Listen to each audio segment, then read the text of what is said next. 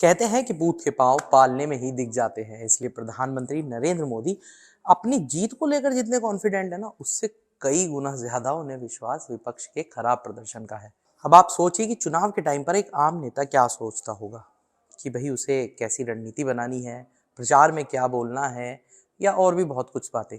अब सोचिए कि प्रधानमंत्री मोदी आने वाले चुनाव को लेकर क्या कुछ सोचते होंगे। तो सबसे पहले तो उनके सेल्फ कॉन्फिडेंस की दाद देनी होगी, क्योंकि खबर आई है कि उन्होंने अपनी आखिरी कैबिनेट बैठक में जो अपना आत्मविश्वास दिखाया है वो देखते ही बनता है, और वो बेहद जबरदस्त है। दरअसल उन्होंने अपने मंत्रियों से एक बड़ा ही अहम सवाल पूछा, और ये सवाल क्या था? ये सवाल था कि हमारे सत्ता में वापस आने पर अगले 100 दिनों के लिए आपके पास क्या योजना है। अब आप ये लेवल देखिए कि विपक्ष अभी सीट शेयरिंग, गठबंधन, नाराजगी मनाना, इन सब में फंसा है, और दूसरी तरफ बीजेपी खेमे में हार जीत की चर्चा छोड़िए, चर्चा इस पर है कि जब तीसरी बार वो सत्ता में आएंगे तो शुरुआती 100 दिनों का क्या एजेंडा होगा।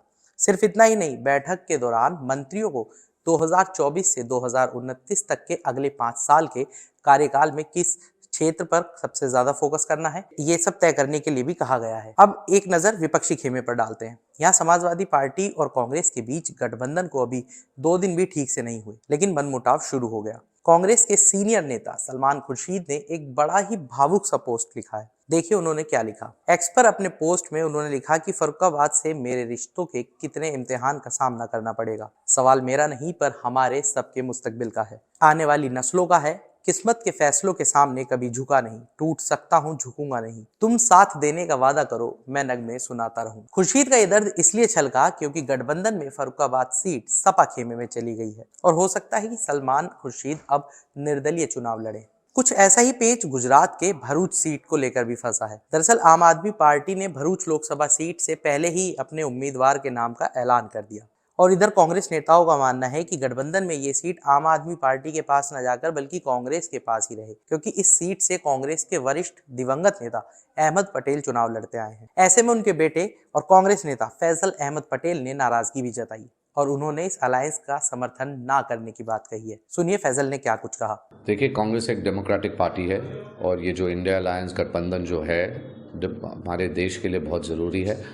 और अलायंस में जो भी होगा, निर्णय होगा, वो कांग्रेस पार्टी को ही अगर कैंडिडेचर ये मिले तो ही कांग्रेस पार्टी को फ़ायदा होगा, और इंडिया अलायंस को भी फ़ायदा होगा।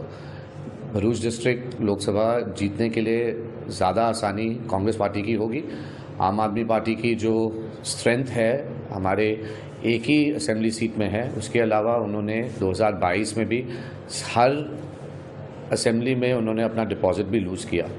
मेरा मानना है कि इंडिया अलायंस अगर मान के चलिए, ये निर्णय हम सब ने अभी भरूच डिस्ट्रिक्ट कांग्रेस ऑफिस में भी हमने सब ने लिया कि हम अलायंस में ये अलायंस नहीं चाहते हैं भरूच डिस्ट्रिक्ट में, कि ये हमें कांग्रेस को ही मिलनी चाहिए ये सीट। और जो पार्टी वर्कर्स जैसे कह रहे हैं, मैं भी वैसे करते रहूँगा। मैं इस अलायंस को सपोर्ट ज़रूर नहीं करूँगा।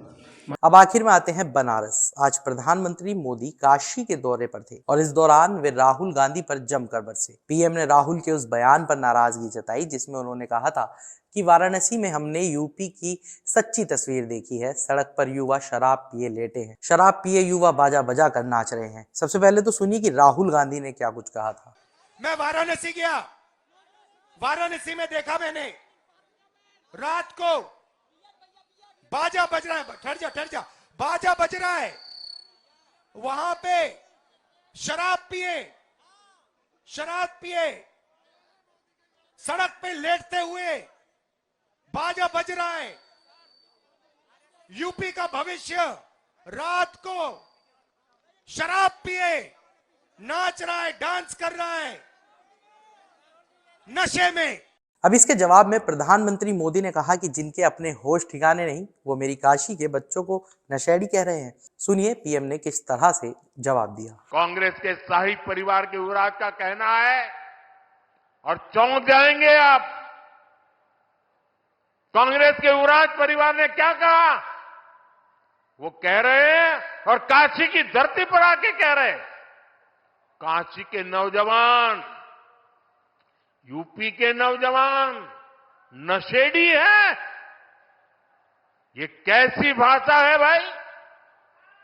मोदी को गाली देते देते तो इन्होंने 2 दशक बिता लिए, लेकिन अब ईश्वर रूपी जनता जनार्दन पर, यूपी के नौजवानों पर ही ये लोग अपनी फ्रस्ट्रेशन निकाल रहे हैं।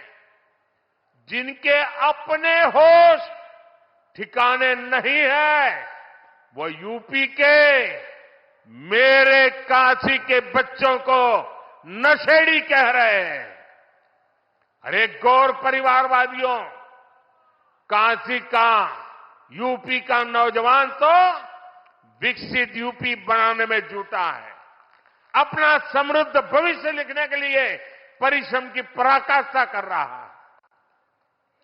इंडी गठबंधन द्वारा यूपी के नौजवानों का पान कोई नहीं भूलेगा।